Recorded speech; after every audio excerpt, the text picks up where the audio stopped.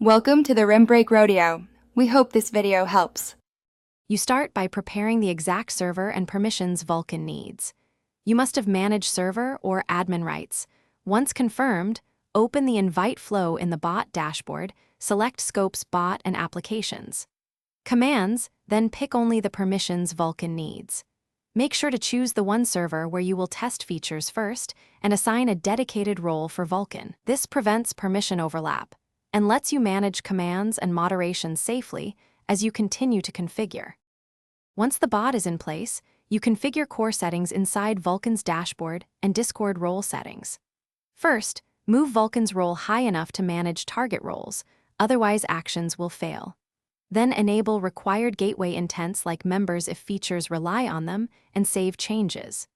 Next, define command prefixes, moderation thresholds such as mute/ban durations, and assign a dedicated logging channel for audit entries. Doing this now avoids mid-run permission errors, and you finish by testing every critical flow. Run help and ping to confirm responsiveness, then perform a harmless moderation test like a temporary mute to validate role hierarchy and log outputs. Once done, review the audit logs and verify that actions appear in the assigned logging channel. If something fails, enable debug logs and recheck the app scopes, gateway intents, and that Vulcan's role sits above targets. Making one small test after each change prevents surprises when scaling to real moderation.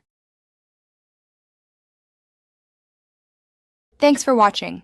Consider subscribing if we helped you.